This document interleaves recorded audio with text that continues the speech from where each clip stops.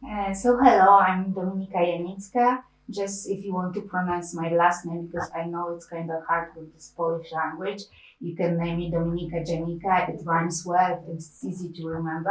I'm architect. I came from Poland to this amazing program and to you, Kenyatta University, amazing host.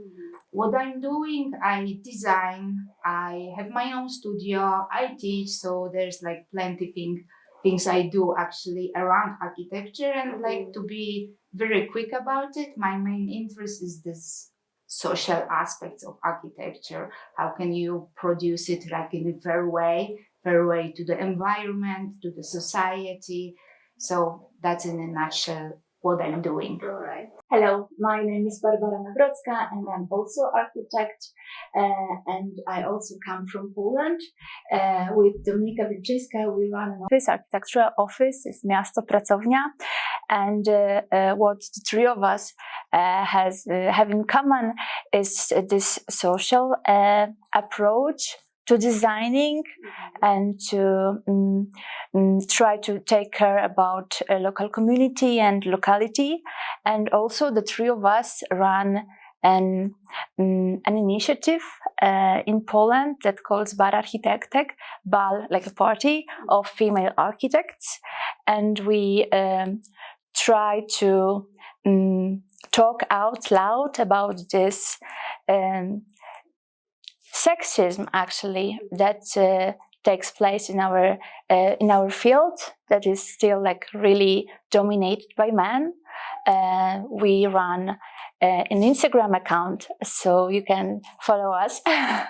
It's bal_architectek, and what we try to do on online is to recall female figures in architecture, and also we try to promote feminist approach to urban planning. Hello, Jumbo. My name is Dominika, as well like my friend. What can I add more? We cooperate in this trio, in these two initiatives. Maybe I can tell something more about our architectural studio, which is called Miasto Pracownia. We design the public spaces, interiors, houses, but our background is a bit different. We started work with participatory processes, so that makes our studio much more into some social aspects. We love cooperate with people before we start design. And what more, very important subject for us is recycling as well. So in Poland, from time to time, we use some recycled materials for our design. Why are you in Kenya? Actually, for fun. No, I mean, it's really lovely here, so of course it's also fun. But actually, we are here for this research project about hybrid environment. And personally, for me, it's really interesting to work with this virtual space, like the digital space, because we as a architects, we work with the physical stuff mostly. So what's for me the most interesting is how those hybrid things, like we talk about VR, metaverse, NFTs, how hard infrastructure like architecture can support it. But because to have all this virtual stuff, you need to have to like physical infrastructure to support, from like cables to data centers. We are like really interested in how internet networks here in Kenyatta. Where are your data centers? And like for architecture of data center, it's kind of mysterious subject. Basically, how it look like, they look like factories or some kind of warehouses, and they are located way outside our cities. And the thought is how to maybe include those data centers because we into the city fabric, because we're gonna need to have more and more them with all this virtual stuff we are doing. So maybe we should think about, doing some kind of hybrid architecture, like take those data centers which are giving like a lot of heat and maybe combine them with housing estates. In Poland, it will be perfect because, it's like heavy winter back then. So, for example, heat from the data center can, make building more warm, etc. So there's like a lot of things we can like do with this stuff. But what we also do in this project, and I guess that Dominika and Barbara will elaborate more about this, is about this feministic approach and some kind how we can make it connect to the virtual world. And there's like, as we said, there's a lot of issues concerning like discrimination of women and LGBT communities. So maybe with this virtual stuff, we can do some with this situation and make the excluded communities situation better. So all of you have the same, you are doing the same project, or everyone? Actually, we are still deciding, and we're taking this Kenya time just to, find something which are interested. So that's like one of the topic, but we've got some more ideas, and I guess Domi can tell about some other idea project, I can say. We can put on the table our feminist approach to urban planning. So as Dominika said, we are concerned with some sexism, some inequality in cities, and when we have workshops, we talk with people, with women, how it is to live in the city, and we're looking for some new clues, what we can use then in our projects.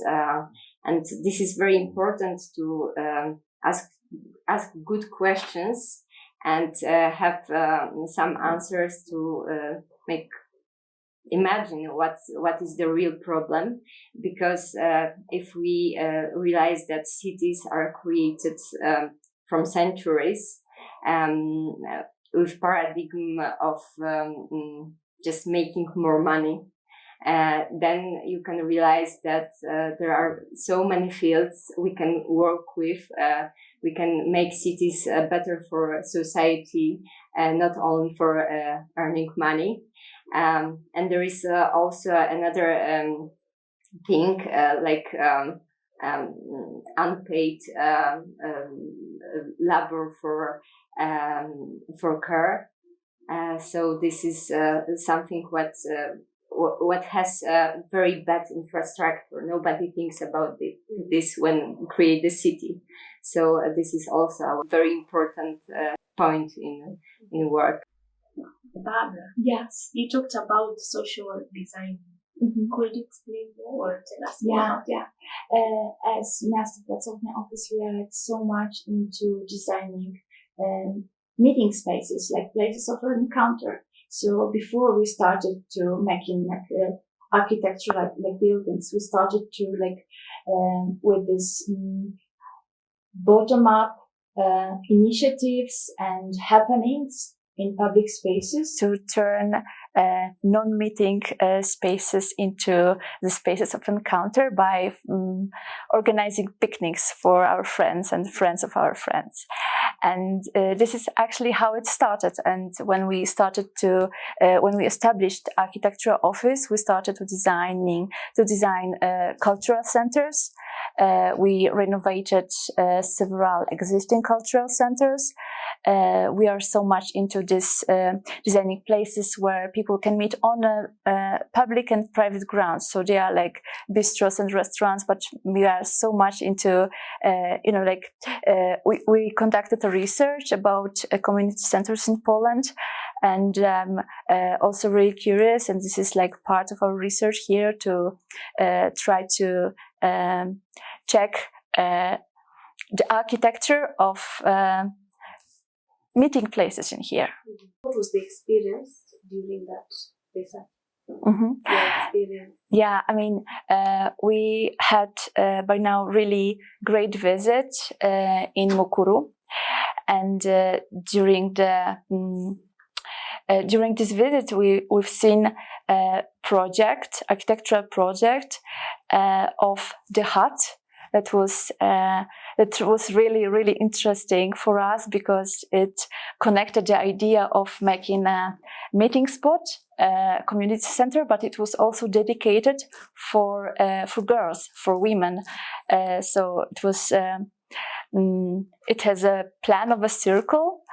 It was really well designed. I really enjoyed also these aspects of dealing with the heat through like super analog means and architectural means. So I was really impressed by this project of the hut for girls talk. What equipment or materials or what ways did you approach the research? The materials or equipment used or ways. Actually, we taking notes in our mind. We take a lot of pictures and discuss with each other. It's not like we use like some kind of fancy VR thing to record. That's going to be for later. But we work kind of in an analog way as well. Do a lot of sketches, notes, etc. And then the discussion and exchanging the idea is the clue.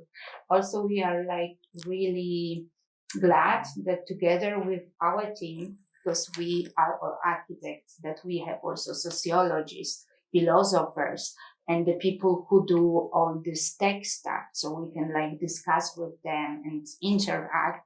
And I guess it's the most fruitful thing about this project, that it allows you to combine all of disciplines to get a really, really good result.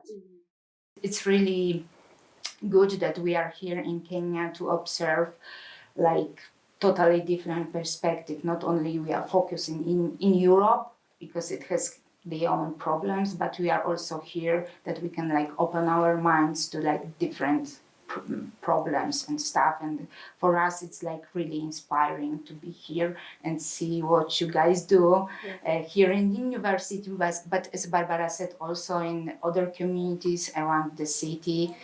So okay, you've talked also about female architecture. Tell us more about it. I mean, female architects, or maybe feministic approach to the architecture, because exactly the other one, the approach about planning. Yeah, it might seem it's only about the women because it's like that femi thing, but it's like the attitude which you stay open to all of the people, basically all of the beings, not only people but also to the plants, to the animals, and yeah, it's quite holistic approach. Just give voice to other dogs. Yeah, well, we are also open to learn from, for example, from what we've seen here. Barbara said about this project HAT in Mukuru. So that was really amazing how the air circulates around this building, and actually outside there was about 30 degrees. It was very hard to stand the weather, and inside was cool. So for us, this is very amazing, and we are here not the observers, but I'm sure if the climate will change, probably this kind of ideas we can implement in our country. Because all these heating systems are very inefficient, so perhaps this is the future. This is analog forms of using materials and gravity and all physics. This is amazing. This is something worth to implement everywhere. But also to elaborate about your question about this feministic approach, because we've got a lot of critique, like, oh, so now you want to, design only for women, and it's like, but understanding what feminist means, because being a feminist, being that you have a lot of empathy towards, of course, women, girls, but also to the all of the people who are kind of vulnerable, as we mentioned before, LGBT communities, people with disabilities, also the boy or man. I mean, it's like being like the attitude of having a lot of empathy to the all kinds of people, nature and architecture world and world in general. really needs this approach right now with all the humanitarian crisis, but also ecological one. So that's what we are doing all together and in our individual practice. So it's really close to us. And we are also glad to see some really interesting examples of feministic approach in architecture here in Kenya, especially in Kenyatta, when we spent a lot of time, like you guys having, for example, platforms for people on wheels, like, and they are situated, for example, in the center of the building. In Poland, for example, they put all the platforms somewhere at the back, so they are really hard to find. And when somebody on a wheelchair, for example, entering place, when they can see this platform just in front of him, like it's equal as elevator or the regular stairs, it's like really something important. So we are also like looking for those little solution and Kenyatta and in the hut Barbara mentioned. So for us, it's like, wow. There is so many spots for encounter. They are so spontaneous, but you know, it's so easy to put some chair in the garden and just to make a situation to meet other people. It's I'm impressed that it's so spontaneous here. I really admire that. To end this, we are so great story. We also love the trees here because with this weather, they give you this microclimate with the shadow and the water they having inside. It's really cool, and it would be really great to have also, because we have to admit Kenyatta is kind of gated community, and we can't see so many trees and so many great solutions outside of the campus. But still we can find them. But yeah, that's just the note we are having also. Right. I understand that you are also involved with the cafe. So what is the relationship between the cafe and your project? And how has it helped to achieve? I guess we are for cafe project for the social impact, and we also use a lot of, if you mean virtual space, we also use with our jobs plenty of the softwares as well as VR. We all use algorithm supported software, so we can, make also the technical, a part of the social one. We have also that technical potential, I can call. And we gave a lecture yesterday to our cafe guys, and we're hoping to get some, good connection with them. So, as we said, because also cafe is not only about technical stuff and virtual stuff, because C in the project stands for community. So I guess we are this community factor. Yeah, definitely. Okay. So I understand you have one project, all of you. You have one project. So maybe do you have any members or any partners, or you're just working with you? There's not possible to work only in the group of 3 people. I mean, in general, architecture is a teamwork. Yeah, so we've got like lots of collaborators from architectural fields, but also like for every project we invite like plenty of people from different disciplines, and this is also what we value a lot. Like, I mean, what gave value to our project is that knowledge that came from people from different disciplines, like sociologists, like experts of philosophy, and also like botanists. This is that's correct. The one who works with plant specialists. It's not the word. Biologists. And for example, landscape architects and so on and so on. So, I mean, I really admire this mixture of disciplines that cafe projects provide, because it would be really great to collaborate from, like someone from like totally different disciplines. We've got really like amazing guys who prepare an opera. We haven't, I mean, me personally, I haven't collaborated with musicians in my architecture project yet, but maybe, I mean, now everything's possible.